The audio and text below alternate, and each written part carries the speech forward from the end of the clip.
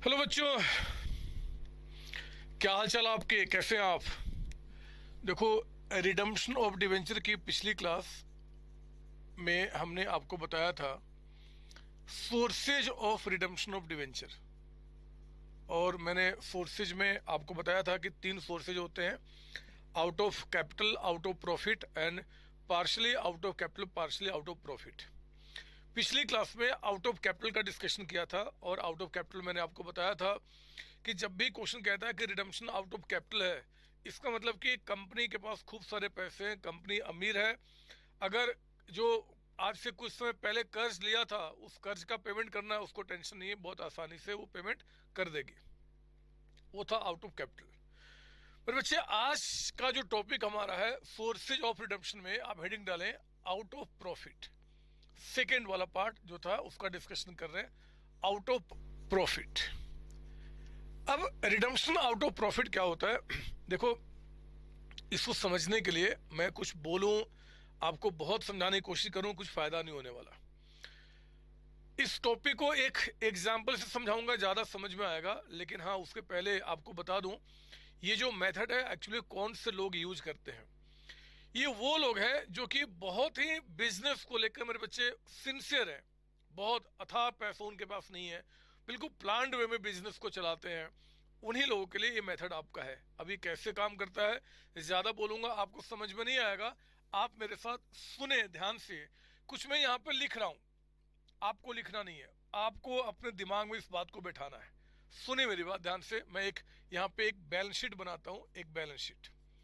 और ये balance sheet है आपका सीओसी लिमिटेड का। सर हम भी बनाए? नहीं बच्चे, आपको नहीं बनाना, आपको बस मेरी बातें सुननी है। जब मैं समझा दूं और मन करे कि आपको नोट डाउन करना है इसको, तो बाद में आप क्या करना, इसको आप नोट डाउन कर लेना वीडियो को पॉज करके। बट कोई रिक्वायरमेंट आएगी नहीं, क्योंकि आपके दिमाग में अच्छी तरीके से बैठा दूंगा। देखो, सीओसी ने डिवेंचर्स इशू किए, मान लो 20 लाख रुपीज के आज।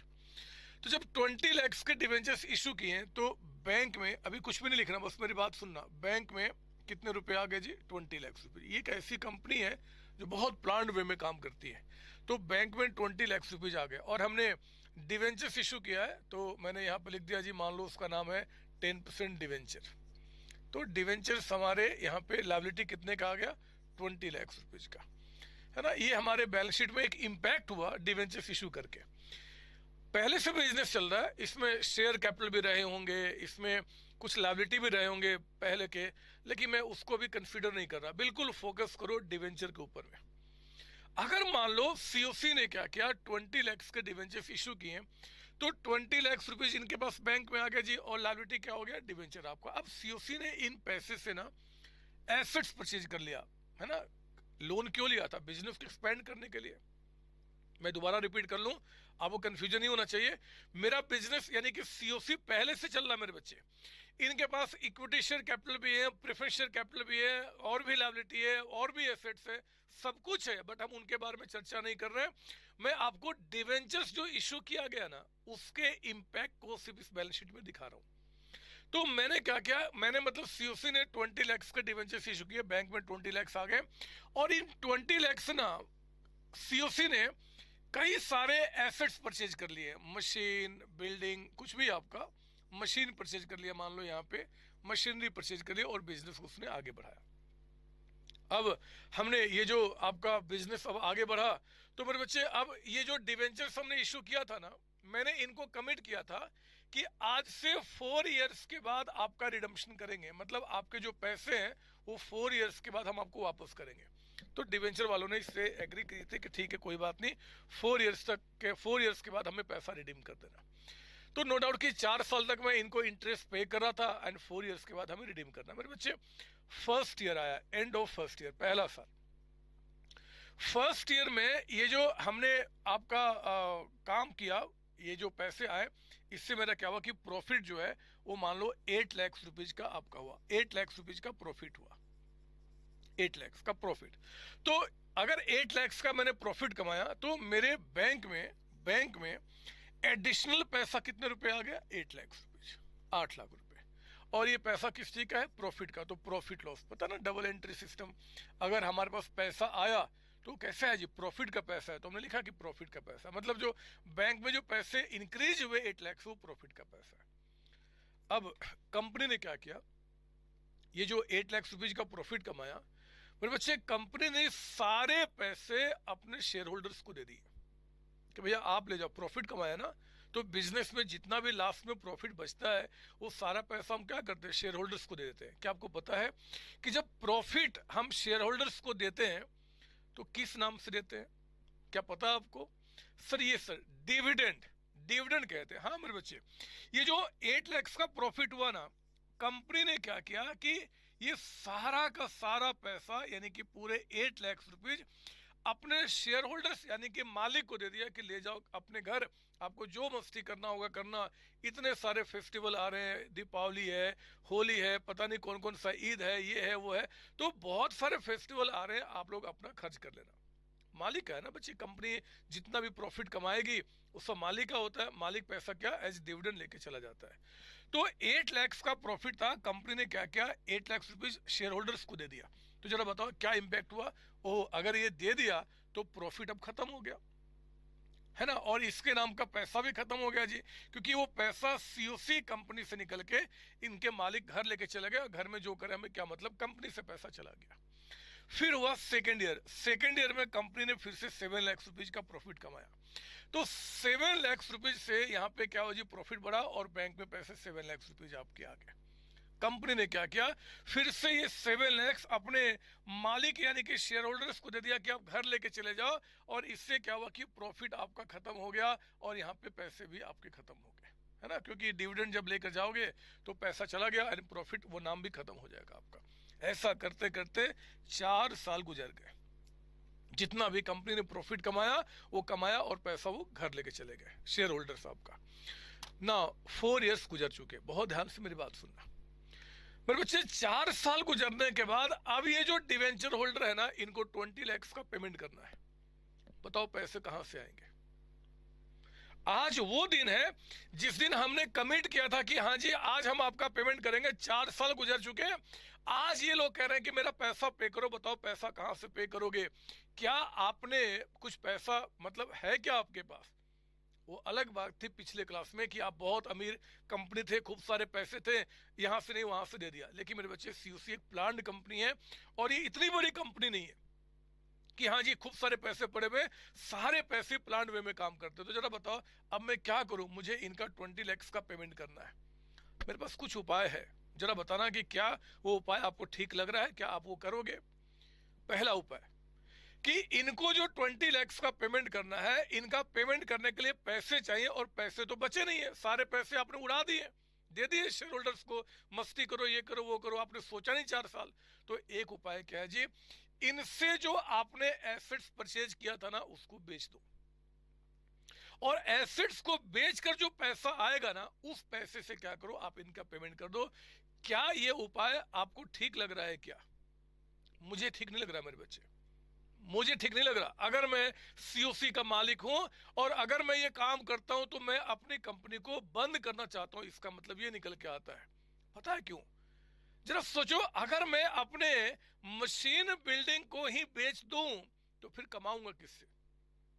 और क्यों मशीन, क्यों बिल्डिंग है, क्यों फर्नीचर बिजनेस में हम परचेज करते हैं? इसलिए ना कि हम उससे कुछ कमाएंगे जी। आप बताओ, उससे कमाने के लिए आपने परचेज किया था, ना कि उसको बेच के लायबिलिटी का पेमेंट करने के लिए। ये ठीक नहीं है, ये गलत होगा मेरे बच्चे बिजनेस के लिए। दूसरा उपाय है कि लोन ले लो। क्या जाता है, लोन ले लो जी, अगर इसका पेमेंट करना है, पैसे चाहिए, बैंक से जाओ, लोन लो और लोन लेके पेमेंट कर दो। मेरे लिए ये भी ठीक नहीं होगा। अरे जिंदगी क्या लोन में ही काट देनी है क्या? आप मुझे बताओ, एक लोन को लेकर दूसरे लोन का रिपेमेंट करूं, दूसरे का लेकर तीसरे का रिपेमेंट करूं, क्या फायदा ऐसी जिंदगी का? क्या फायदा ऐसी कंपनी चलाने का? जब जब मैं अगर तरीके से काम किया रहता ना इन 4 वर्षों में, ये 4 इयर्स जो गुजर चुके, अगर मैं प्लान्ड वे में काम किया रहता ना तो आज ये नौबत नहीं आती कि मैं आपसे पूछता कि जरा बताओ कि मैं अपने एसेट्स को बेच दूं कि लोन ले लूं। मेरे पास ऐसी नौबत नहीं आती मेरे बच्चे। मैं दिखाऊं आपको, मेरे पास एक बहुत बेस्ट तरीका था रियली में। अगर मैं एक बिजनेसमैन हूं एंड लॉन्ग टर्म प्लानिंग करता हूं, लॉन्ग टर्म सोच रखता हूं, तो देखो मैं यहाँ पे किस तरीके से काम करता। मैं बताऊं कि ये तरीका कुछ और अच्छा हो सकता था इनको रिडीम करने का। मैं आपको दिखाता हूं क्या। पहले साल में प्रॉफिट कितना कमाया था? 8 लाख रुपए। ध्यान से मेरी बात सुनना, मैं कहानी दोबारा दोहरा रहा हूं। सीओसी प्लान वे में और कैसे काम कर सकती थी। बैंक में कितने रुपए आए थे? 8 लाख रुपए। ठीक है, 8 लाख रुपए। अगर कंपनी को पता है, अगर कंपनी को पता है कि 20 लाख रुपीज हमें पे करना है 4 इयर्स के बाद, मेरे बच्चे अगर हर एक साल मैं 5 लाख रुपीज इकट्ठा करूं ना, हर एक साल 5 लाख रुपए इकट्ठा करूं, तो 4 इयर्स में 20 लाख रुपीज हो जाएंगे। ये जो प्रॉफिट मैं कमा रहा हूं दिन रात मेहनत करके, उस प्रॉफिट में से अगर मैं हर एक साल 5 लाख रुपीज बिजनेस में रखूं ना, इनका पेमेंट करने के लिए, तो पेमेंट हो सकता है। देखो ना मैं क्या करता। अगर अगर मैं प्लान वे में काम करता तो 8 लाख जो प्रॉफिट कमाया ना, मैं इसमें से 5 लाख रुपीज सेव कर लेता और सिर्फ 3 लाख रुपीज ही मैं डिविडेंड के रूप में शेयर होल्डर्स को देता। मालिक है ना, मालिक है। अरे भैया 8 लाख नहीं, आप 3 लाख लेकर जाइए, पैसा रखो लायबिलिटी का पेमेंट करने के लिए। तो पता है क्या होता, अगर ऐसा होता तो कुछ इस तरीके से बात निकल कर आती। बहुत ध्यान देना, मैं यहाँ पे एप्लीकेशन दिखा रहा हूँ। कितना प्रॉफिट कमाया था? 8 लाख। बैंक में पैसे कितने आ गए? 8 लाख। मैं शेयर होल्डर्स को बोलता कि ये जो 8 लाख है जो प्रॉफिट हमने कमाया, इसमें से 5 लाख रुपीज का अमाउंट ये मैं अपने पास ही रखूंगी, ये पैसा मैं किसी को देने वाली नहीं, और जो बाकी पैसा है ना वही आपको देंगे। तो कंपनी ने क्या किया ना, 8 लाख में 5 लाख माइनस कर लिया। अब जब आप प्रॉफिट को 5 लाख से कम करोगे तो आपको एक नाम यहां देना होगा कि ये 5 लाख जो माइनस किया किस नाम का पैसा है। हमने कहा कि भैया ये हम पैसा रख रहे हैं डिवेंचर रिडम्पशन रिजर्व के नाम से। डिवेंचर रिडम्पशन रिजर्व शॉर्ट में लिख दिया मैंने 5 लाख रुपीज। मतलब जो 8 लाख का प्रॉफिट कमाया था उसमें से 5 लाख हमने इस नाम से रख दिया, और बाकी जो बच गया ना 3 लाख रुपीज, यही पैसा एज डिविडेंड हम आपको पे करेंगे। तो कंपनी ने क्या किया, 3 लाख ही अपने शेयर होल्डर्स को डिविडेंड दिया। देखो इससे क्या होगा, अगर आपका ऐसा हुआ तो पहले तो 8 में से आपका 5 गया, 5 यहाँ ट्रांसफर हो गया, 3 लाख बच गया। अब ये 3 लाख रुपीज आप क्या करोगे जी, डिविडेंड के रूप में आप उनको पे कर दोगे। अगर ये 3 लाख पे करोगे तो आपके बैंक से कितने रुपए गए? सिर्फ 3 लाख रुपीज, है ना। तो बैंक में कितना बच गया? 5 लाख रुपीज का अमाउंट। 5 लाख कौन सा पैसा? इसके नाम का पैसा जो हमने किसी को पे नहीं किया था। तो मेरे बच्चे प्रॉफिट जो हमने 8 लाख रुपीज कमाया था उसमें से 5 लाख रुपीज हमने माइनस करके इस नाम से हमने रख दिया, और बाकी पैसा हमने शेयर होल्डर्स को डिविडेंड के रूप में पे कर दिया।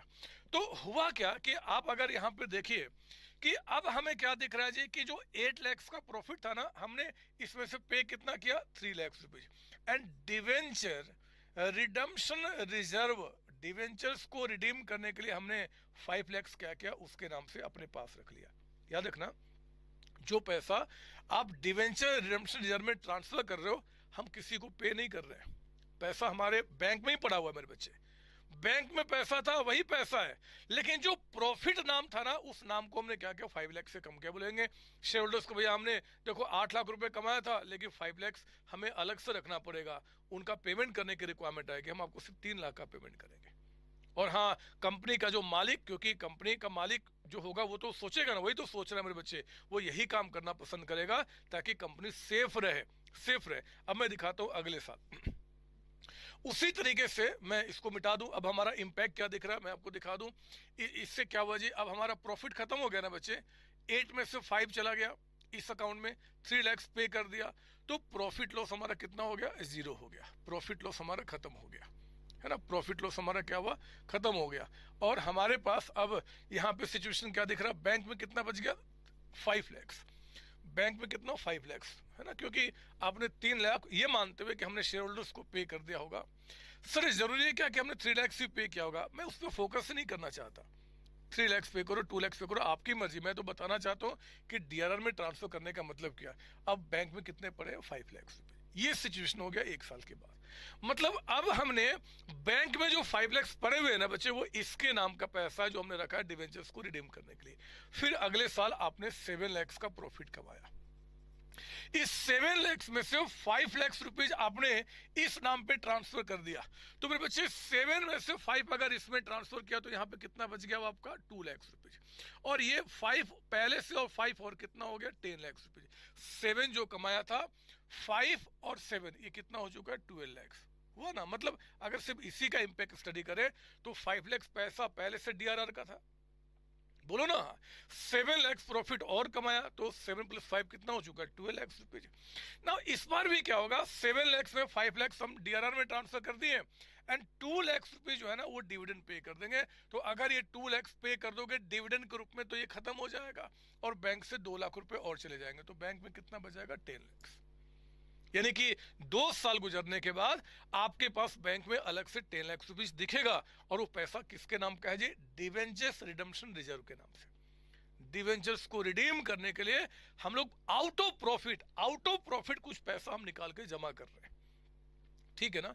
ये काम आपके पापा मम्मी भी करते हैं।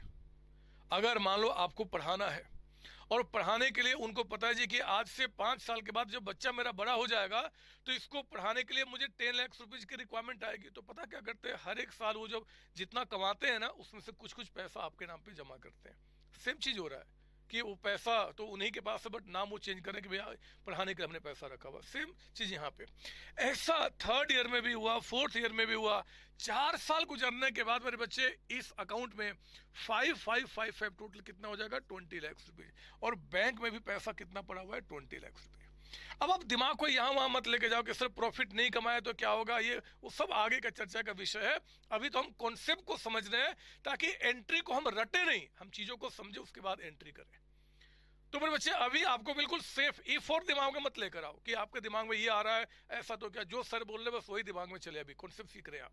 तो मेरा कॉन्सेप्ट ये बोलता है कि अगर company out of profit debentures को रिडीम करना चाहती है तो कंपनी क्या करेगी कि अगर रिडम्पशन 4 इयर्स के बाद है तो प्रॉफिट जितना पैसा उसको रिक्वायरमेंट है यानी कि 20 लाख उसको 4 पार्ट में डिवाइड कर देगी और हर एक साल प्रॉफिट से वो 5 लाख रुपीज माइनस करेगी और डिवेंचर्स रिडम्पशन रिजर्व में ट्रांसफर कर देगी। इसका मतलब होता है कि ये पैसा हमने इसके नाम पे छोड़ दिया और बाकी पैसा उसको जो करना करे, रखना रखे, शेयर होल्डर्स को डिविडेंड देना देना उसकी मर्जी, हम उसके ऊपर फोकस नहीं करना चाहते। मेरे प्यारे बच्चों अब देखो सिचुएशन क्या है। आज जो डेट ऑफ रिडम्पशन है ना, रिडम्पशन के टाइम पे इस बैलेंस शीट में क्या दिख रहा है बच्चे कि हमारे पास इस डिवेंचर्स को जो रिडीम करना 20 लाख रुपीज ना, इस 20 लाख को रिडीम करने के लिए हमारे पास बैंक में 20 लाख पड़े हुए हैं। मतलब अब कोई टेंशन नहीं है, हमें किसी एसेट्स को नहीं बेचना, हमें किसी का लोन नहीं लेना। हम लोग यहाँ क्या देख रहे हैं कि बहुत आसानी से अब इनका पेमेंट हो सकता है। तो पता है क्या होगा, डिवेंचर्स रिडम्पशन रिजर्व था मेरे बच्चे, प्रॉफिट से निकाला हुआ अमाउंट। रिपीट कर रहा हूं, प्रॉफिट से निकाला हुआ अमाउंट, मतलब एक तरीके का प्रॉफिट ही तो था ये। तो प्रॉफिट का जो पैसा था ना, प्रॉफिट का पैसा, प्रॉफिट उससे हमने क्या किया, इसके नाम का जो पैसा था उससे हमने लायबिलिटी का पेमेंट कर दिया। तो मैं क्या करूंगा, सुनना ध्यान से शब्दों को, डिवेंचर रिडम्पशन रिजर्व के नाम का पैसा जो बैंक में पड़ा हुआ था, इस पैसे से हमने इस लायबिलिटी का पेमेंट कर दिया। तो इसके नाम का पैसा खत्म हो गया, इसके नाम की लायबिलिटी खत्म हो गई, पे कर दिया। अब ये जो एसेट्स 20 लाख के हैं, जरा बताओ क्या अभी भी ये कर्ज का बोला जाएगा क्या अभी भी कहा जाएगा कि ये 20 लाख जो हमने यहाँ पे एसेट्स हमारे पास है वो किसी लायबिलिटी वालों का है? जरा बताओ क्या कभी ऐसा हो सकता है? अरे समझो मैं क्या बोलना चाह रहा हूँ। ये जो आपके पास एसेट्स हैं, क्या अभी भी डिवेंचर होल्डर का क्लेम रहेगा क्या कि भैया अगर आपने पेमेंट नहीं किया तो मैं अपना मशीन लेके चला जाऊंगा? अब वो नहीं कह सकते क्योंकि हमने उनका पेमेंट कर दिया। तो मेरे प्यारे बच्चों, अगर मान लो मैं, अब छोड़ो इसको, मैं अपनी बात करता हूं, एक घर लेता हूं लोन पे और उस घर का मैं अपने इनकम से जो पैसा कमा रहा हूं उसे करते करते इंस्टॉलमेंट पे कर देता हूं, घर पे करता हूं, तो घर तो मेरा हो जाएगा ना, कि अभी भी बैंक वाले का रहेगा? नहीं सर, वो आपका हो जाएगा। वही काम यहाँ पे हुआ मेरे बच्चे। अब ये जो एसेट्स है ना, ये जो जितने भी एसेट्स हमारे पास है जो हमने कभी कर्ज के पैसे से लिया था, वो कंपनी का अपना हो चुका क्योंकि कर्ज का पेमेंट हो चुका है। तो अब मैं इस बैलेंस शीट में एक चेंज करके बताना चाहूंगा कि ये अब कंपनी का अपना हो चुका है। कैसे बताऊंगा ये देखो, जरा बैलेंस शीट इंटरप्रेट करना। हमारे पास जो 20 लैक्स के यहाँ पे एसेट्स दिख रहे हैं, अभी डबल एंट्री में किस नाम से दिख रहा है? डिवेंचर रिडम्पशन रिजर्व, मतलब रिजर्व एक तरीके का रिजर्व ही तो था, ये प्रॉफिट से निकाला हुआ अमाउंट था। तो अभी बैलेंस शीट क्या बोल रहा है कि जो एसेट्स है ना वो कंपनी के हो चुके हैं, रिजर्व का पैसा, मतलब कंपनी का अपना पैसा से हमने इसको परचेज किया है। लेकिन जब कंपनी का अपना पैसा है तो अब ये डिवेंचर रिडम्पशन नाम जो है ना वो ठीक नहीं लग रहा मेरे बच्चे, क्योंकि डिवेंचर्स रिडीम हो गए, अब इस नाम का कोई मतलब ही नहीं है। तो पता मैं क्या करूंगा, मैं मतलब कंपनी क्या करेगी, इस नाम को चेंज कर देगी। डिवेंचर रिडम्पशन रिजर्व नाम को हटा के मैं इसको नया नाम दूंगा और नाम होगा जनरल रिजर्व। जनरल रिजर्व, मैं आपको बताना चाहता हूं इस नाम को चेंज करने का सिंपल मतलब ये निकल के आया कि भैया अब जो ये एसेट्स है ना वो सारा का सारा रिजर्व के पैसे का है, मतलब कंपनी का अपना है, कंपनी का अपना है ना, जनरल में ट्रांसफर कर दिया। तो ये हमारा होता है रिडम्पशन आउट ऑफ प्रॉफिट। हो सकता है कि आप 1% के लिए अगर थोड़ा बेसिक वीक है तो यहाँ पे कंफ्यूज हो गए कि सर आपने क्या किया। कुछ नहीं किया, मैंने सिंपली बोला मेरे बच्चे कि डिवेंचर से जो हमने एसेट्स परचेज किया था वो एसेट्स अब कंपनी का हो गया, क्योंकि प्रॉफिट वाले पैसे से हमने आपका पेमेंट कर दिया। जब आपकी लायबिलिटी खत्म हो गई तो एसेट्स मेरा हो गया, ये एसेट्स मेरा हो गया। तो मेरा बताने के लिए जो नाम था ना डिवेंचर रिडम्पशन वो भी ठीक था, लेकिन क्योंकि जब डिवेंचर्स रिडीम हो गए तो अब उस नाम का कोई मतलब नहीं बनता, तो उसके नाम को मैं चेंज कर दूंगा, बोल दूंगा जनरल रिजर्व। जनरल रिजर्व कहने का मतलब कि हाँ जी कंपनी का अपना है, मतलब ये जो एसेट्स हैं वो कंपनी के अपने पैसे से खरीदे गए हैं। बात समझ आ रही है? यही बोलते हैं redemption of debentures out of profit. एक बात ध्यान करो, दिमाग को क्या बोल रहा था मैं एक काम करूं क्या, इसको ना एक क्वेश्चन लिख के बता देता हूं ताकि आपका कॉन्सेप्ट और ज्यादा स्ट्रांग हो जाएगा। इसी बात को आज के एग्जाम्पल में लिखिए। पिछली क्लास में आई थिंक 5 या 6 एग्जाम्पल क्या था, मैं उसका नंबर भूल जाता हूं। इसके अंदर में एग्जाम्पल 1 से मैं शुरुआत करता हूं। लिखो ना यहाँ पे, लिखो यहाँ पे, कहता है ऑन 1 अप्रैल, लिखिए मेरे साथ, ऑन 1 अप्रैल 2021, कोई भी डेट हो सकता है। On 1 April 2021 COC limited issued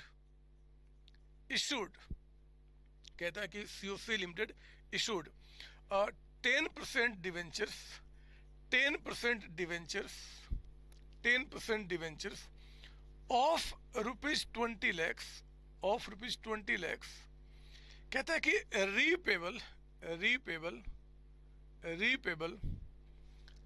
at the end of 4th year, 4 साल के बाद इनका हमें रिडम्पशन करना है, ठीक है ना। कहता है कि कंपनी डिसाइडेड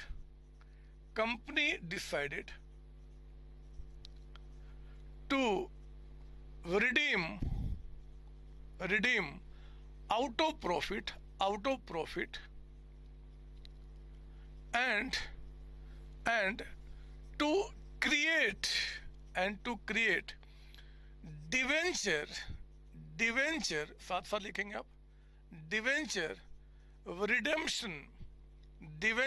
रिडम्पशन रिजर्व मेरे बच्चे, इसको शॉर्ट में आपके बुक में और एग्जाम में भी DRR कह सकता है, डिवेंचर्स रिडम्पशन रिजर्व, तो शॉर्ट नाम याद रखना। And to create DRR in 4 equal instalments, वो 4 सालों में उसको क्रिएट करना चाहती है। तो कहता है कि make entries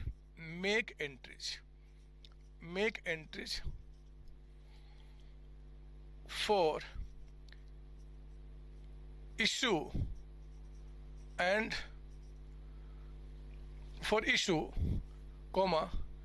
DRR and redemption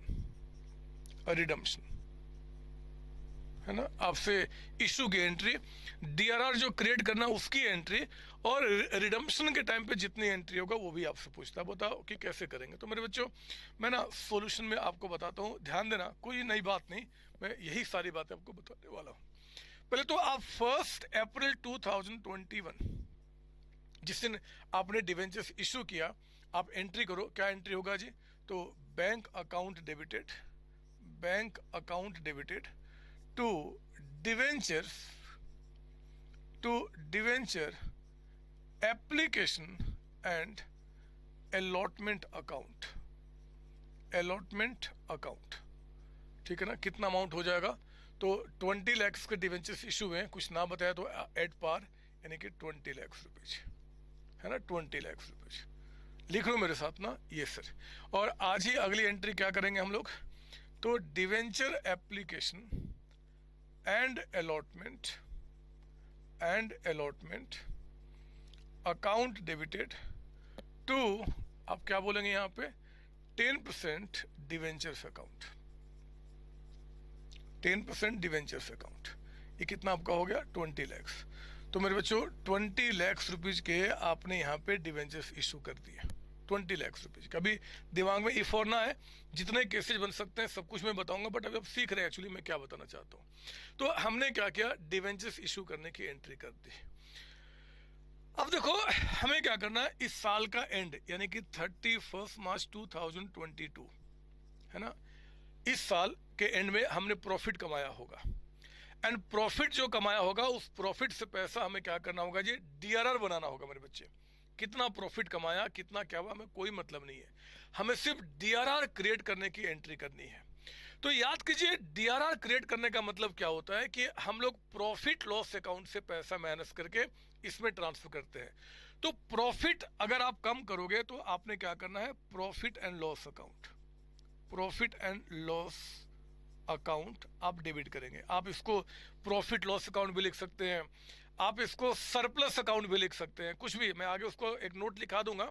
मतलब प्रॉफिट लॉस मतलब जितना भी प्रॉफिट कमाया उससे पैसा निकाल के हम लोग क्या करें, to DRR, debenture redemption reserve account में ट्रांसफर कर रहे हैं। कितना अमाउंट जी, 5 लाख रुपीज का अमाउंट, क्योंकि 20 लाख कहता है कि 4 इक्वल इंस्टॉलमेंट में आपने प्रॉफिट लॉस से चार्ज करना है।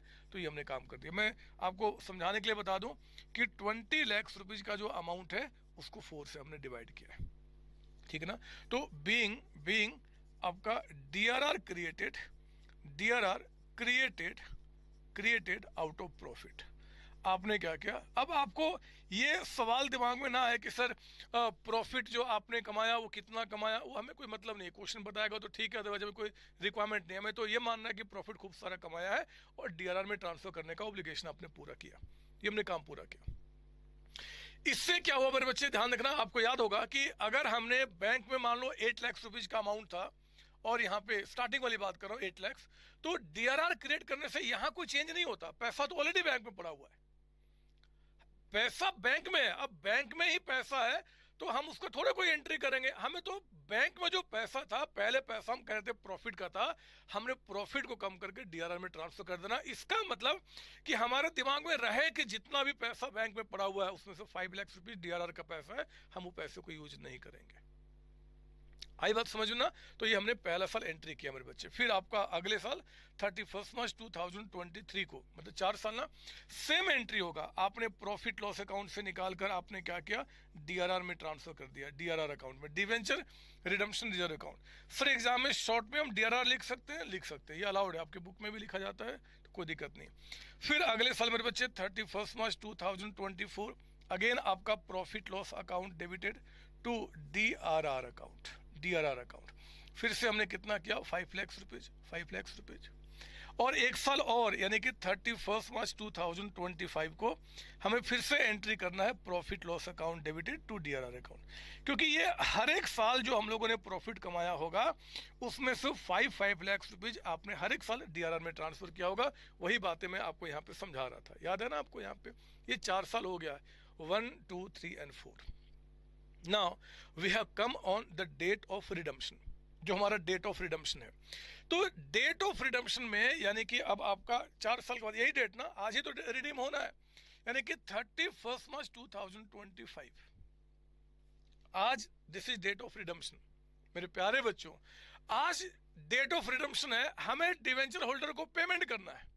तो अब कोई टेंशन थोड़ा ही है, अगर डिवेंचर होल्डर को पे करना है तो काफी पैसा हमारे दिमाग में हो कि उतना पैसा डीआरआर का पैसा बैंक में है, मतलब अब हमें कोई टेंशन नहीं करना। अरे डीआरआर 20 लाख का बना है ना, तो इसके नाम का पैसा ऑलरेडी बैंक में रहा होगा, हमें क्या करना है, उस पैसे से डिवेंचर होल्डर का पेमेंट कर देना है।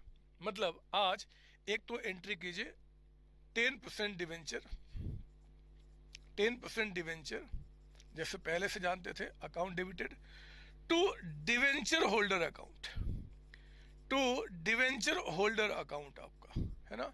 ये अमाउंट कितना में पे करना है, 20 लाख रुपीज, 20 लाख रुपीज आपका, ये हमें 20 लाख का पेमेंट करना है। Debenture to debenture holder account 20 lakh rupees. और फिर मेरे बच्चे हमने डिवेंचर होल्डर का पेमेंट कर दिया।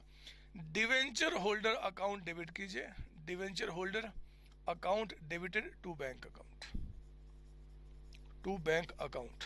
हमने ये 20 लाख का जो अमाउंट है वो पेमेंट कर दिया, ये लीजिए 20 लाख का पेमेंट हो गया। मुझे बताओ ना कि अब डिवेंचर होल्डर्स का हमने पेमेंट कर दिया, कोई दिक्कत आई? नहीं आई। क्यों नहीं आई? क्योंकि अब आपका दिमाग काम करे कि उतना पैसा हमने ऑलरेडी प्रॉफिट से निकाल के सेव करके रखा था और डिवेंचर होल्डर का पेमेंट कर दिया। इससे फायदा क्या होता है? कोई पूछे बाहर वाला तो बोलना कि हमें किसी एसेट्स को बेचने की नौबत नहीं आती, हमें आपका लोन लेने की कोई रिक्वायरमेंट नहीं है। जी काफी पैसा हमने अलग से प्रॉफिट से निकाल के जमा किया था, हमने पे कर दिया। और मेरे प्यारे बच्चों, एक बार जब डिवेंचर्स रिडीम हो गए, एक बार जब डिवेंचर्स रिडीम हो गए, हमने इसका इससे पेमेंट कर दिया, तो अब इस नाम की कोई रिक्वायरमेंट नहीं रह गई। ये डिवेंचर रिडेम्पशन रिजर्व नाम जो अभी दिख रहा है ना अकाउंट में 5555 20 लाख रुपीज दिख रहा है, हमें अब इस नाम की जरूरत नहीं है। तो हमें आज यानी कि 31 मार्च 2025 को हमें क्या करना होगा, वो DRR को डेबिट करके कैंसिल कर देना होगा। क्रेडिट क्या था ना, क्रेडिट का मतलब क्या, रिजर्व को बढ़ाना, डेबिट मतलब उसको घटाना। तो नाम को हमने हटा दिया और इसको अब सही नाम दिया, उस नाम को हम क्या बोलेंगे, जनरल रिजर्व, है ना। ये नाम चेंज हो रहा है। तो एक्चुअली ये देखो, ये अभी इस नाम से दिख रहा था, बट एक्चुअली अब रिजर्व है, ये मानता हूं, बट इस नाम की रिक्वायरमेंट नहीं है। तो नाम को हमने सही चेंज कर दिया। इसका मतलब होता है कंपनी का अपना हो जाना। तो आपने DRR से 20 लाख रुपीज को निकालकर आपने जनरल रिजर्व में 20 लाख रुपीज आपने ट्रांसफर कर दिया। Being DRR transferred to general reserve.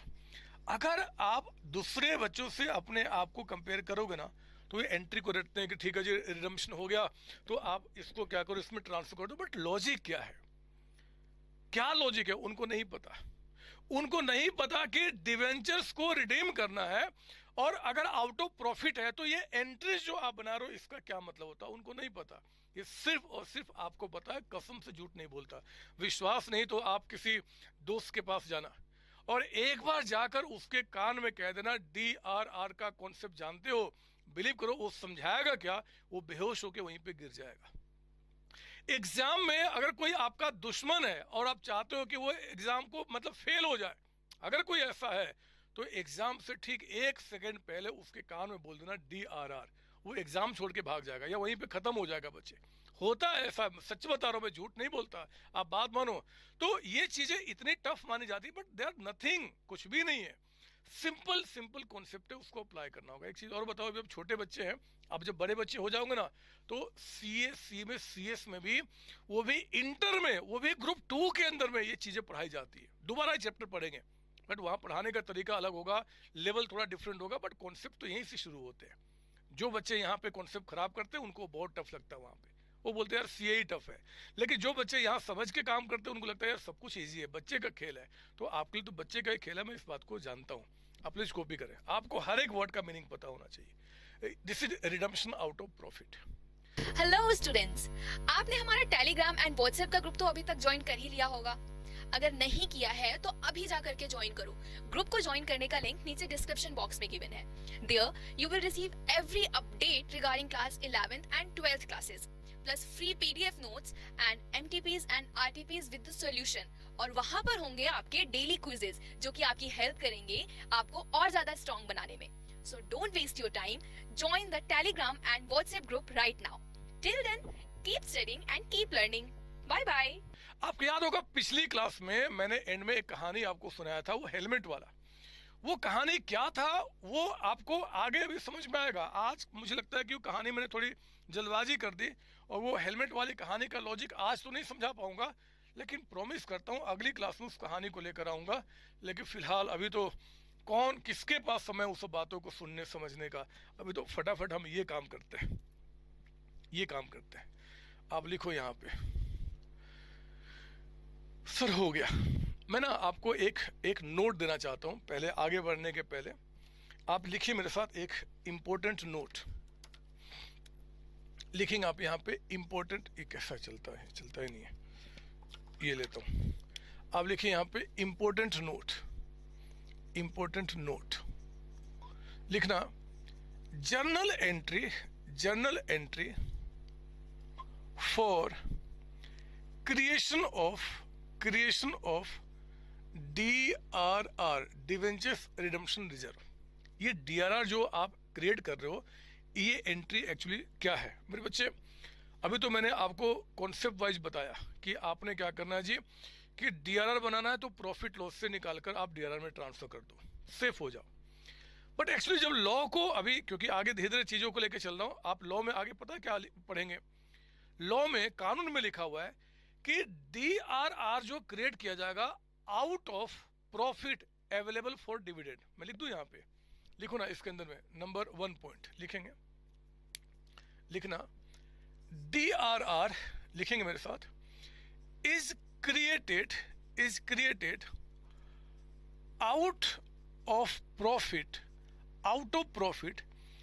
Available for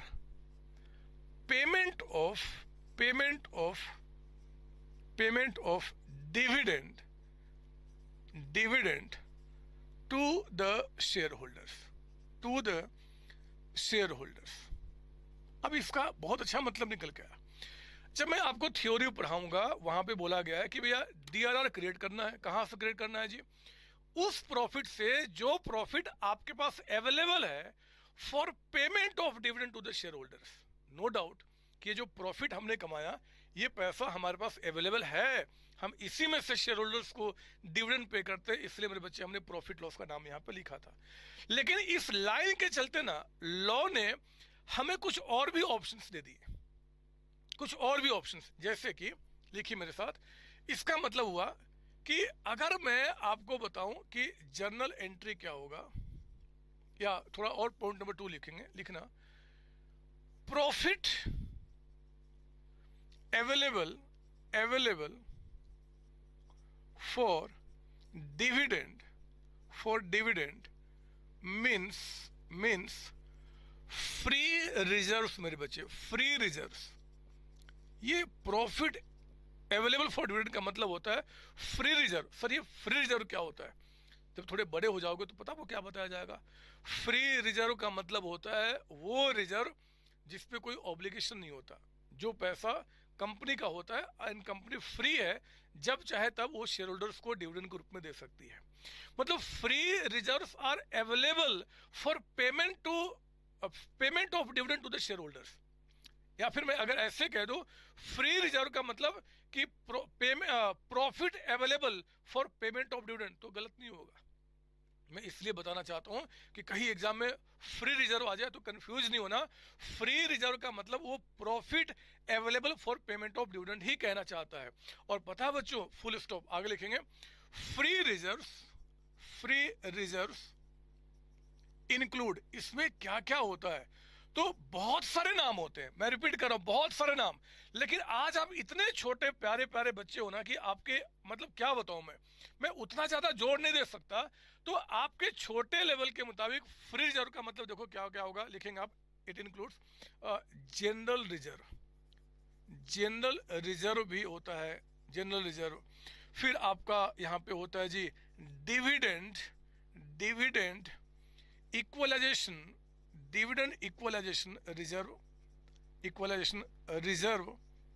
reserve कह देगा, फंड कह देगा, मीनिंग सेम आपका है, ऑब्लिक डाल दिया, ऑब्लिक ये।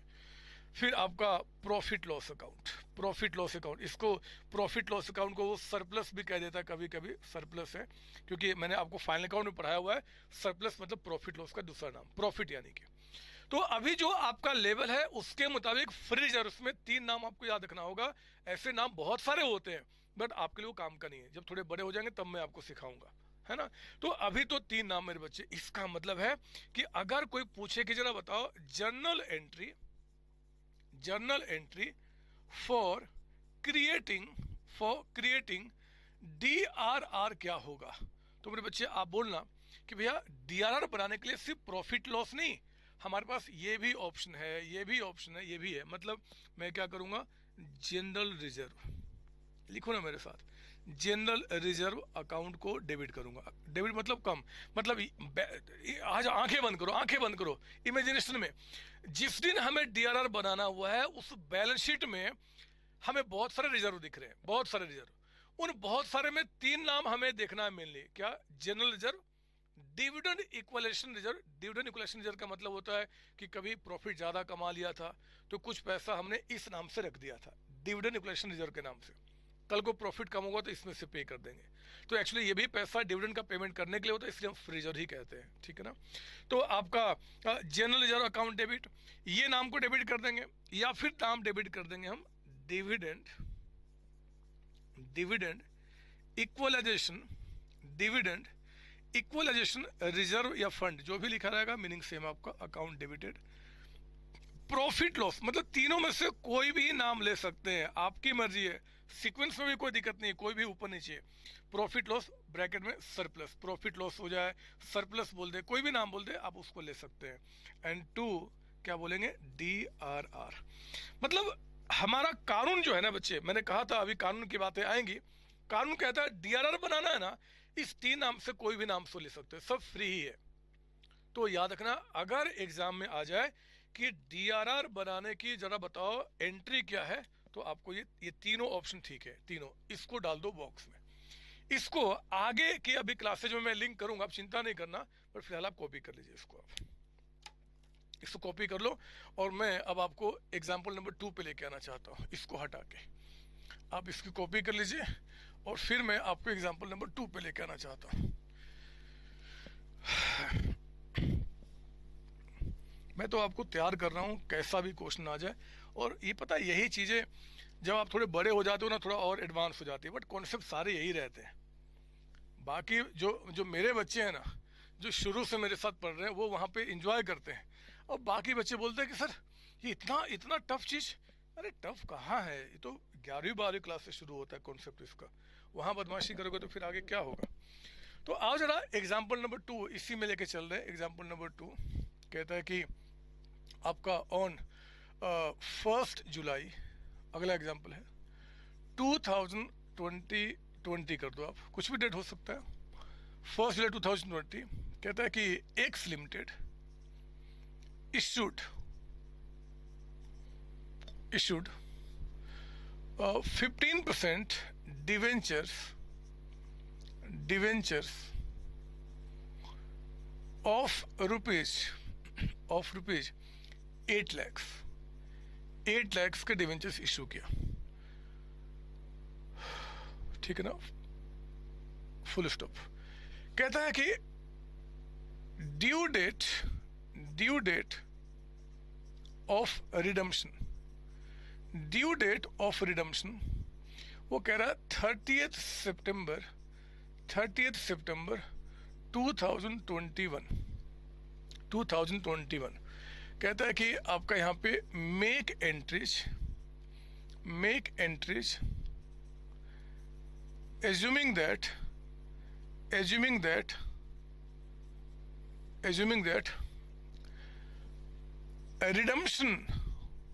redemptions were out of profit, है ना। ये देखिए रिडम्पशन कहता है आउट ऑफ प्रॉफिट है। आपको याद है पिछली क्लास में हमने जितनी भी एंट्री किया था, जब रिडम्पशन आउट ऑफ कैपिटल था मेरे बच्चे, तो DRR बनाने का हमने कोई एंट्री पास नहीं किया था। क्यों पास नहीं किया था? बिकॉज हमने बोला था खूब सारे पैसे कौन सेव करेगा, कोई रिक्वायरमेंट नहीं, करो आप, वो उस समय की बात थी।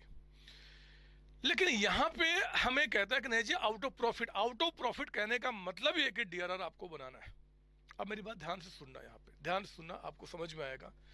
मैं आपको यहाँ पे सॉल्यूशन में ना एंट्री इशू के टाइम का भी दिखाऊंगा, रिडम्पशन के टाइम का भी दिखाऊंगा। मैं डायग्राम से बता दूं क्या, ये देखिए आप यहाँ पे 1 जुलाई 2020 ये आपका इशू का डेट है, एंड ये कहता है कि 30th सितंबर 2021 ये कहता है रिडम्पशन का डेट है, रिडम्पशन आज हो रहा है।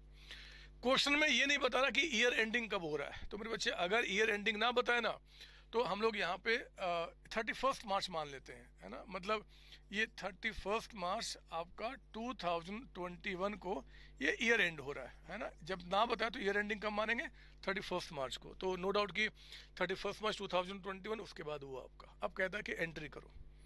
ध्यान से मेरी बात सुना, आपको बहुत अच्छा लगेगा, कसम से झूठ नहीं बोल रहा। पहले तो मैं 1 जुलाई 2020 की एंट्री दिखाऊं, मतलब इशू करने की एंट्री। तो इशू आपका 8 लाख का हुआ है, तो पहली एंट्री क्या होगा जी, bank account debited, bank account debited to आपका debenture application and allotment account, allotment account. Issue par पे हुआ है 8 लाख रुपीज, 8 लाख, ठीक है ना। और अगली एंट्री में हमने क्या करना है कि आपका कहता है कि debenture application and allotment account debited, कितना जी, 8 lakh to 15% debenture account, 15% debentures account, कितना आपका यहाँ पे 8 लाख। क्लियर यहाँ तक, ये सर। तो हमने ये 2 एंट्री आपका पास कर दिया इश्यू के टाइम पे। नाउ ध्यान देने वाली बात है कि क्वेश्चन ने कहा है कि भैया रिडम्पशन आउट ऑफ प्रॉफिट होगा। रिडम्पशन आउट ऑफ प्रॉफिट कहने का मतलब कि 100% की श्योरिटी है कि आपको रिडम्पशन के पहले, this is date of redemption, इसके पहले डीआरआर बनाना है मेरे बच्चे। ये 100% की श्योरिटी है कि इसके पहले आपको डीआरआर बनाना है, बनाना है। बट किस डेट को बनाऊं? क्या क्वेश्चन में कहीं पे आपको बता रहा है क्या कि किस डेट पे आपको बनाना है? नहीं बता रहा है, नहीं बता रहा मेरे बच्चे। लॉ में कहीं कुछ लिखा हुआ क्या? फिलहाल तो कुछ नहीं, मतलब बस हमें हमें हमें यहाँ पे कहता है कि रिडम्पशन जो है आउट ऑफ प्रॉफिट है। बट वो जो डीआरआर बनाने की एंट्री होगी ना, ये तो पक्का है कि 2 डीआरआर ये बनेगा। और डीआरआर कितने से बनेगा जी? पूरे 8 लाख रुपए से, इसमें कोई डाउट ना हो। 8 लाख जो डीआरआर बनेगा किससे बनेगा? क्या जनरल रिजर्व कहीं क्वेश्चन में बता रहा? नहीं बता रहा, तो छोड़ो। क्या डिविडेंड इक्वेशन रिजर्व कहीं कुछ बता रहा? नहीं बता रहा, छोड़ो। तो ऑब्वियस बात है कि हम प्रॉफिट लॉस से बनाएंगे। ये भी पता है कि प्रॉफिट लॉस यानी कि सरप्लस अकाउंट से हम बनाएंगे, लेकिन किस डेट को बनाए, सवाल ये उठता है। तो मेरे प्यारे प्यारे बच्चों, ध्यान से मेरी बात सुनना। कहीं पर भी एक्ट में ये नहीं लिखा हुआ है कि आपको किस दिन को बनाना है। वो सिर्फ ये कहते हैं कि before date of redemption DRR आपका होना चाहिए। तो अब मैं किसको बनाऊं? यहां भी बना सकता हूं, यहां यहां यहां यहां यहां, आपकी मर्जी, किसी भी डेट को बनाओ। किसी की हिम्मत नहीं कि आधा नंबर भी काट ले, इसलिए क्योंकि हमें डेट का कोई चक्कर नहीं है। अगर एग्जाम में बता देगा क्वेश्चन, अभी दिखाऊंगा, जहां बोलेगा कि इस डेट को डीआरआर बनाना है, हम वही करेंगे। जैसे इस क्वेश्चन में कहा था ना पिछले वाले में कि भैया हर एक साल के एंड में इक्वली बनाओ आप, तो हमने इक्वली बनाया था एंड में। बट यहाँ कुछ नहीं बता रहा है, आप किसी भी डेट को बना सकते हो, रिडम्पशन के पहले बन जाना चाहिए। तो मैं ये मान रहा हूँ कि भैया ईयर एंडिंग 31 मार्च को हो रहा है, प्रॉफिट लॉस हमने यहीं पे निकाला होगा, तो मैं यहीं पे बना लेता हूँ फिलहाल। यानी कि मैं क्या करूंगा, ये एंट्री 31 मार्च 2021 को बना रहा हूँ मेरे बच्चे। अगर कोई बच्चा वो एंट्री यहाँ कर देता है 29 सितंबर को, 28 को, 30 के पहले होना चाहिए, तो कोई दिक्कत नहीं है। डेट ना बताया तो कभी भी कर सकते हो, आपकी मर्जी। कोई नोट भी नहीं लिखना, बट मैंने यहाँ पे कर दिया, कोई दिक्कत नहीं होना चाहिए। अब हम आ गए 30 सितंबर 2021, है ना, डेट ऑफ रिडम्पशन। रिडीम कर दो। तो यहाँ पे 4th एंट्री क्या करेंगे, debenture account debited, debenture account debited. अब परसेंटेज होगा, लिखते चलना, मैं ना लिखूं तो भी आप लिख देना, पूरा नाम लिखते हैं। And to debenture holder account, to debenture holder account. तो टू डिवेंचर होल्डर अकाउंट कितना जी, 8 लाख रुपये। ये 8 लाख से एंट्री था, ये 8 lakh rupees and 8 lakh rupees, है ना, जितना भी पेमेंट करना होगा। और 5वीं एंट्री में हम क्या करेंगे, debenture holder, debenture holder account debited to bank account, to bank account. कितना जी, 8 लाख, 8 लाख। तो 8 लाख रुपए हमने क्या किया, पे कर दिया। तो मेरा दिमाग यहां तक बोल रहा है ये तो इश्यू के टाइम का एंट्री हो गया। क्योंकि कंपनी ये सेफ वे अपनाना चाहती है, तो प्रॉफिट जितना कमाया होगा साल के एंड में उसमें से 8 लाख डीआर के नाम पे ट्रांसफर कर लिया होगा, बाकी प्रॉफिट का कुछ भी किया हमें कोई फर्क नहीं पड़ता। और फिर हमने क्या किया जी, एंड में आपका डिवेंचर होल्डर को पे कर दिया। मेरे बच्चों डिवेंचर होल्डर पे हो गए। एक बार जब इनका पेमेंट हो गया, अब इस नाम की हमें रिक्वायरमेंट नहीं है। आपको क्या करना होगा, 30 सितंबर को, यानी कि जैसे ही पेमेंट हो गया, इस नाम को आपको हटाना होगा। तो आपने DRR अकाउंट डेबिटेड टू, बोलो ना, ये किस नाम में कन्वर्ट हो जाएगा, जनरल रिजर्व अकाउंट में, है ना। कितना जी, 8 लाख रुपीज का अमाउंट। तो आपने इस एंट्री को 8 लाख से अंजाम दिया, क्वेश्चन कंप्लीट हो गया। कोई डाउट इसके अंदर में? बिल्कुल नहीं, कहीं कोई डाउट का मतलब ही नहीं बनता। ये तो सिंपल सा क्वेश्चन था। आप जल्दी से इसकी कॉपी कीजिए, फिर मैं इसके आगे प्रोसीड करता हूँ। कॉपी करेंगे आप इसको। हो गया बच्चों? अब ना जल्दी से एक नोट लिख लो यहाँ पे, इसी को लेकर, DRR को लेकर, ताकि बाद में आपको टेंशन ना हो। जैसे ये नोट लिखा था ना हमने, हमारा आंसर यहाँ कंप्लीट हो उसके बाद ही लिख लो। मैं कहाँ लिख दूँ, मैं इसको मिटा के यही नोट बना देता हूँ। लिखिए यहाँ पे, लिखेंगे नंबर 2। ये इम्पोर्टेंट नोट नंबर 1 कर दिया हमने ना, इम्पोर्टेंट नोट नंबर 2, ये सब हेल्प करेगा आपको एग्जाम के टाइम पे। कहता है कि number A point, if date of creation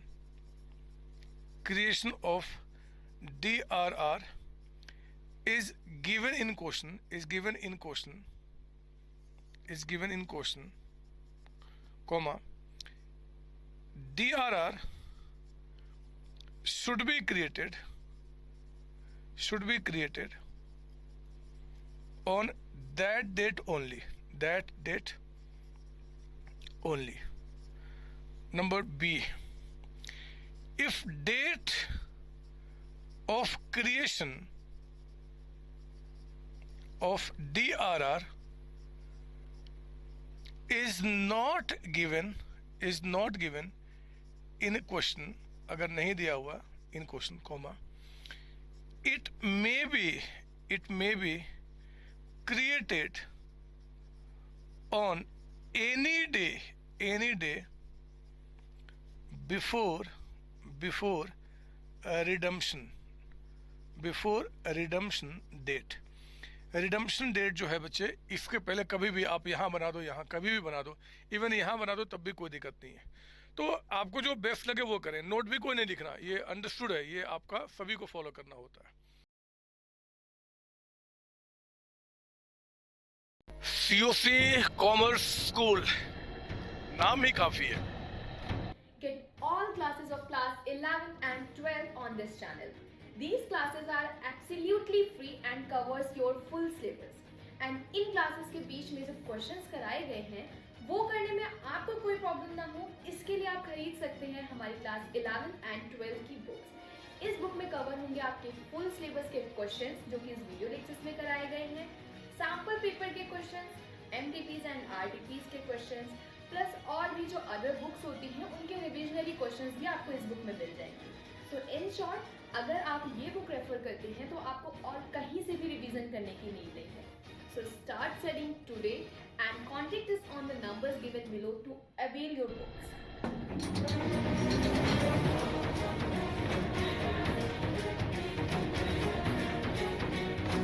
तो प्लीज कॉपी करेंगे। अब मैं आपको अगले क्वेश्चन पे लेकर आता हूँ, आउट ऑफ प्रॉफिट के अंदर में। आपको समझ में आया होगा कि आउट ऑफ प्रॉफिट में और आपका वो जो आउट ऑफ कैपिटल था उसमें फर्क क्या निकल के आ रहा है। अगली क्लास में हमारा जो डिस्कशन अभी होगा वो पार्शियल वाला, बट फिलहाल अभी ध्यान देंगे, अभी जितना बता रहा हूँ उतना ही सोचना है। बहुत सारी बातें अभी कॉन्सेप्ट इसमें ऐड होंगे। एग्जाम्पल नंबर 3 लिखिए आप यहाँ पे। कहता है कि ऑन 31 दिसंबर 2021, कुछ भी डेट हो सकता है, 12% debentures of rupees 25 lakhs were due for redemption, है ना। कहता है कि 31 दिसंबर को 25 lakhs के जो डिवेंचर्स हैं they are due for redemption. कहता है कि company decided to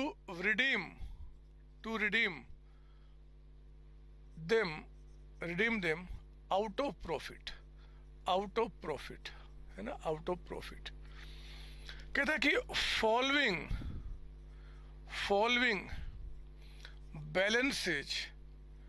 balances were appearing on that date। कौन कौन से बैलेंस थी?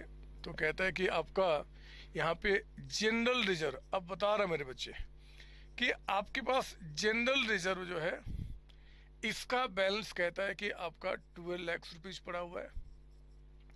फिर डिविडेंड इक्वलाइजेशन रिजर्व का भी बैलेंस कहता है कि 7 लाख पड़ा हुआ है, 7 लाख रुपीज। कैपिटल रिजर्व कहता है कि कैपिटल रिजर्व इसका भी बैलेंस कहता है कि 5 लाख रुपीज पड़ा हुआ है। एंड देयर इज सरप्लस यानी कि प्रॉफिट लॉस, है ना, इसका बैलेंस कहता है कि आपका 10 लाख का पड़ा हुआ है, 10 लाख रुपीज का आपका यहाँ पे पड़ा हुआ है, ठीक है ना। तो बोलता है यहाँ पे, कहता है कि make entries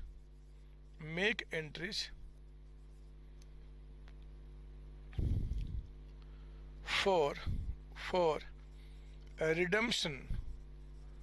redemption of debentures को रिडीम करने के लिए आपको एंट्री पास करना है सॉल्यूशन में। आइए मेरे साथ, देखो समझने की बात है कि पहले हमें क्या करना है जी, हमें यहाँ पे इशू की एंट्री नहीं करना, क्योंकि वो कह रहा है कि आज के दिन पे डिवेंचर्स 25 लाख के और ड्यू है रिडीम करने के लिए। कंपनी ने बैलेंसेज जो आपको बताया है ना, देखो मुझे कहीं पे डीआरआर नहीं दिख रहा है मेरे बच्चे, यानी कि आज के दिन तक में डीआरआर अभी तक आपने क्रिएट नहीं किया है, समझने वाली बात है। और कहता है कि रिडम्पशन आउट ऑफ प्रॉफिट होगा, तो पहला काम हमें रिडम्पशन के पहले डीआरआर बनाना पड़ेगा। मुझे ये बताइए कि डीआरआर आपने जो बनाना है वो कितने अमाउंट से बनाना है? सर 25 लाख के डिवेंचर्स रिडीम हो रहे हैं, तो 25 लाख रुपीज आपने यहाँ पे लिखा।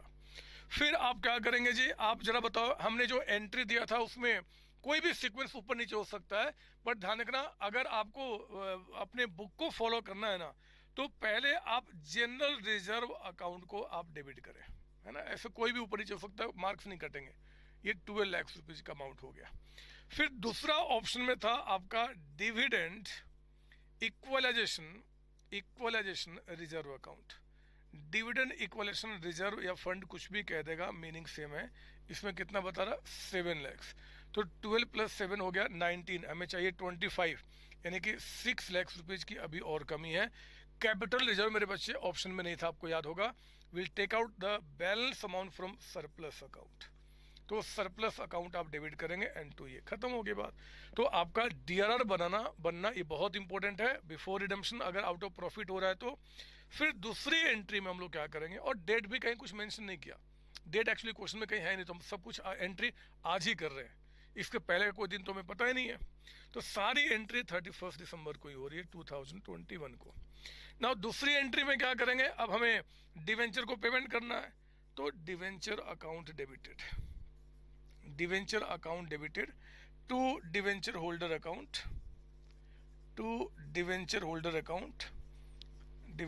अकाउंट कितना जी, ये आपका 25 लाख एंड 25 लाख। अगली एंट्री में आप इसका पेमेंट करेंगे, तो तीसरी एंट्री में हम क्या बोलेंगे, debenture holder account debited to bank account, है ना, to bank account 25 lakh and 25 lakh. ये एंट्री कंप्लीट हो गया, तो हमने इस एंट्री को कंप्लीट किया। फिर बच्चों अगली एंट्री में हम लोग क्या करने वाले हैं जी, अब क्योंकि डिवेंचर्स रिडीम हो गए और एक बार जब रिडम्पशन हो गया तो now we do not need this DRR, तो फिर हमें क्या करना है, डीआरआर अकाउंट को डेबिट करके इसको जनरल रिजर्व में ट्रांसफर कर देना है। सर आप बोलोगे क्या गेम खेल रहे हो आप कि एक बार डीआरआर में ट्रांसफर किया, फिर एक बार फिर रिजर्व में ट्रांसफर किया, ये क्या हो रहा है सर? अरे एंट्रीज तो करना ही पड़ेगा, मार्क्स लेने हैं। रियल लाइफ में तो डेट अलग होते हैं, बट हमें भी मार्क्स के लिए पढ़ना है एक्चुअली, तो हम इस तरीके से एंट्री कर लेंगे, कोई दिक्कत नहीं होनी चाहिए। आप कॉपी करें, एग्जाम्पल नंबर 3 भी हो गया, मुझे यहाँ मिटाना है। अभी सर रिडम्पशन प्रीमियम पे हो तो क्या करेंगे, तो वो सब अभी केसेज आएंगे, आप चिंता ना करो ना, आप पहले करते चलो, आप बस करते चलो, सारी बातें हम लोग एक्सप्लेन करेंगे अभी आपको। अभी जितना करा रहा हूँ उतना ही करना है। एक एग्जाम्पल और कर लो, आउट ऑफ प्रॉफिट में एग्जाम में आ सकता है, तो हम वो भी तैयार हैं, ठीक है ना। एग्जाम्पल नंबर 4, फोर्थ लिखेंगे आप। एग्जाम्पल नंबर 4 कहता है क्वेश्चन के अंदर में, फोर्थ में आपका ठीक है सर, क्या देखा? अरे कभी कभी कैमरा ही बदमाश जो है ना ऑन नहीं होता, तो मैं बोलते रहता हूँ वो रिकॉर्ड करता ही नहीं है। वही देख रहा था कि वो रिकॉर्ड कर रहा है कि नहीं। लिखेंगे आप यहाँ पे, कहता है कि on 31 March 2021 COC limited had following balances. क्या क्या कहता है कि आपका यहाँ पे जनरल रिजर्व लिखेंगे आप 5 लाख रुपए। कहता है कि सिक्योरिटी प्रीमियम रिजर्व ये कहता है कि 2 लाख रुपए। फिर लिखेंगे आप यहाँ पे कैपिटल रिजर्व 1 लाख रुपए। फिर लिखेंगे आप यहाँ पे कैपिटल रिजर्व के बाद